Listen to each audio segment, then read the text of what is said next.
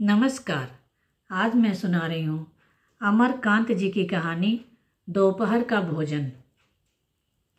सिद्धेश्वरी ने खाना बनाने के बाद चूल्हे को बुझा दिया और दोनों घुटने के बीच सिर रखकर शायद पैर की उंगलियों या जमीन पर चलते चींटे चींटियों को देखने लगी।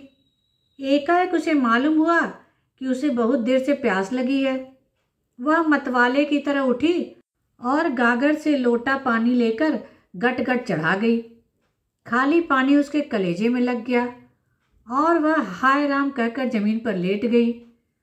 आधे घंटे तक वहीं उसी तरह पड़ी रहने के बाद उसके जी में जी आया।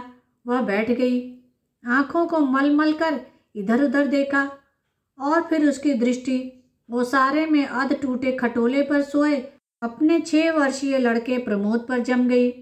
लड़का नंग धड़ंग पड़ा था। उसके हाथ पैर बासी ककड़ियों की तरह सूखे और बेजान पड़े थे और उसका पेट हड़िया की तरह फूला हुआ था। उसका मुंह खुला हुआ था और उस पर अनगिनत मक्खियां मुड़ रही थीं। वह उठी, बच्चे के मुंह पर अपना एक फटा गंदा ब्लाउज डाल दिया और 1 मिनट सुन्न खड़ी रहने के बाद बाहर दरवाजे पर जाकर किवाड़ की आड़ से गली निहारने लगी। 12 बज चुके थे।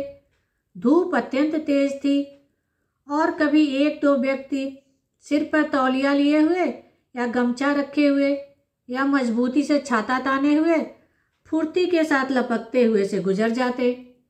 10-15 मिनट तक उसी तरह खड़ी रही। फिर उसके चेहरे पर व्यग्रता फैल गई और उसने आसमान तथा कड़ी धूप की ओर चिंता से देखा। 1-2 क्षण बाद उसने सिर को किवाड़ से काफी आगे बढ़ाकर गली के छोर की तरफ निहारा तो बड़ा लड़का रामचंद्र धीरे धीरे घर की ओर सरकता नजर आया। उसने फुर्ती से एक लोटा पानी ओसारे की चौकी के पास नीचे रख दिया और चौके में जाकर खाने के स्थान को जल्दी जल्दी पानी से लीपने पोतने लगी। वहां पीढ़ा रखकर उसने सिर को दरवाजे की ओर घुमाया ही था कि रामचंद्र ने अंदर कदम रखा। रामचंद्र आकर धम से चौकी पर बैठ गया और फिर वहीं बेजान सा लेट गया। उसका मुंह लाल तथा चढ़ा हुआ था। उसके बाल अस्त व्यस्त थे और उसके फटे पुराने जूतों पर गर्द जमी हुई थी। सिद्धेश्वरी की पहले हिम्मत नहीं हुई कि उसके पास जाए और वहीं से वह भयभीत हिरणी की तरह सिर उचकाकर बेटे को व्यग्रता से निहारती रही। किंतु लगभग 10 मिनट बीतने के पश्चात भी जब रामचंद्र नहीं उठा तो वो घबरा गई। पास जाकर पुकारा, बड़कू बड़कू, लेकिन उसके कुछ न उत्तर देने पर डर गई और लड़के की नाक के पास हाथ रखा। सांस ठीक चल रही थी। फिर सिर पर हाथ रखकर देखा, बुखार नहीं था। हाथ के स्पर्श से रामचंद्र ने आंखें खोली। पहले उसने माँ की ओर सुस्त निगाहों से देखा, फिर झट से उठ बैठा।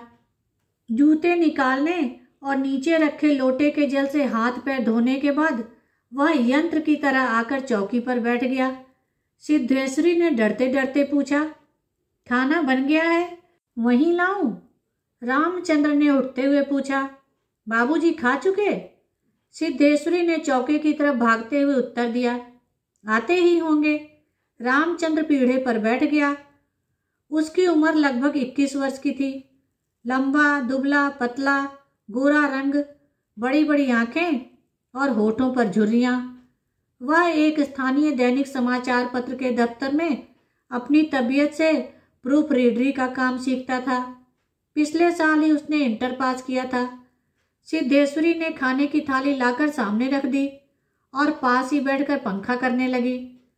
रामचंद्र ने खाने की ओर दार्शनिक की भांति से देखा। कुल 2 रोटियां, भर कटोरा पनियाई दाल और चने की तली तरकारी। रामचंद्र ने रोटी के टुकड़े को निगलते हुए पूछा, मोहन कहाँ है? बड़ी कड़ी धूप हो रही है। मोहन सिद्धेश्वरी का मझला लड़का था।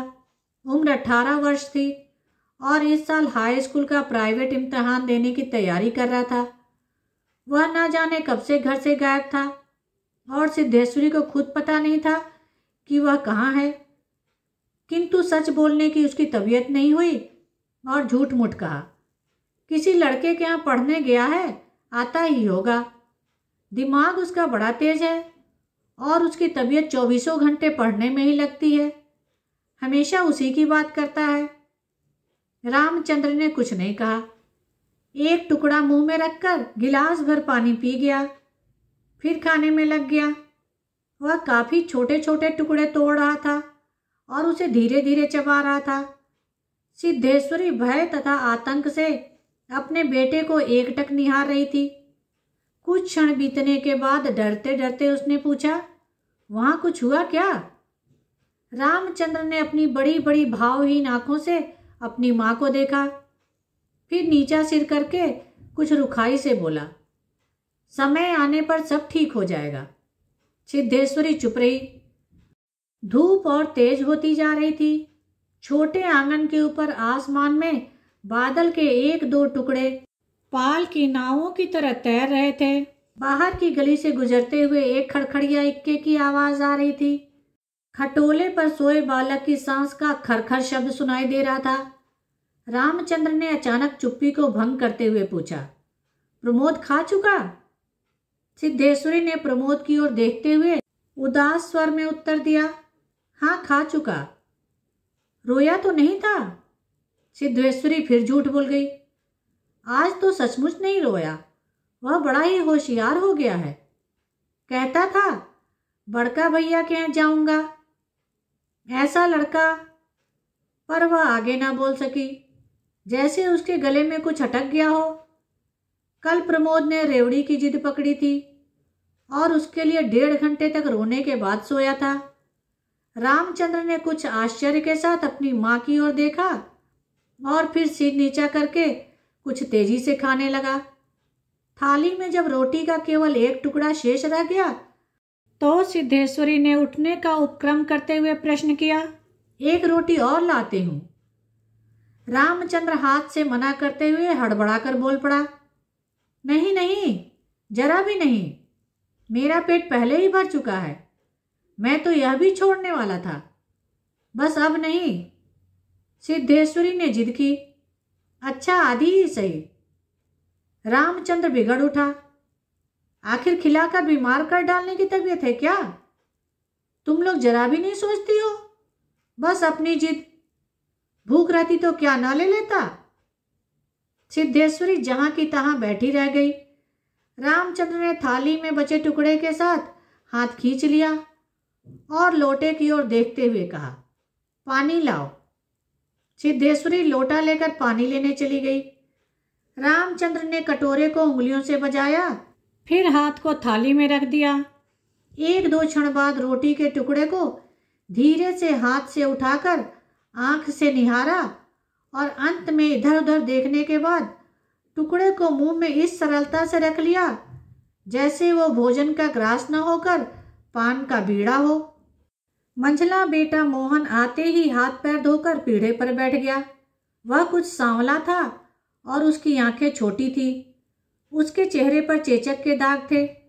वह अपने भाई की तरह दुबला पतला था, किंतु उतना लंबा न था। वह उम्र की अपेक्षा कहीं अधिक गंभीर और उदास दिखाई पड़ रहा था। सिद्धेश्वरी ने उसके सामने थाली रखते हुए प्रश्न किया, कहाँ रह गए थे बेटा?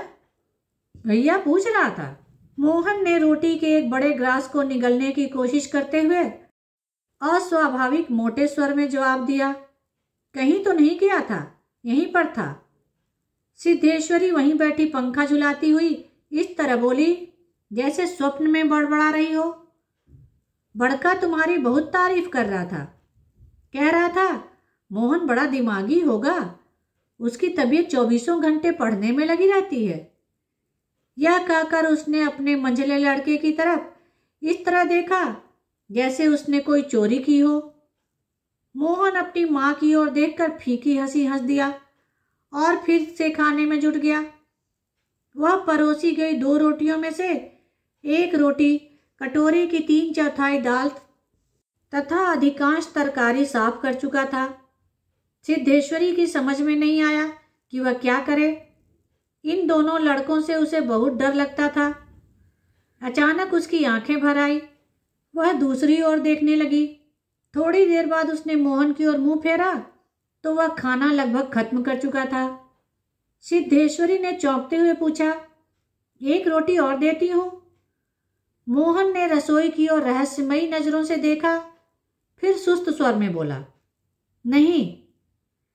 सिद्धेश्वरी गिड़गिड़ाते हुए बोली, नहीं बेटा, मेरी कसम, थोड़ी ही ले ले। तुम्हारे भैया ने एक ही रोटी ली थी।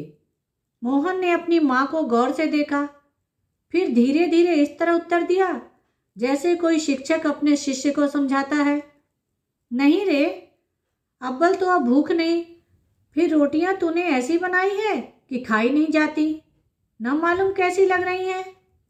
खैर, अगर तू चाहती ही है तो कटोरे में थोड़ी दाल दे दे, दाल बड़ी अच्छी बनी है। सिद्धेश्वरी से कुछ कहते नहीं बना और उसने कटोरे को दाल से भर दिया।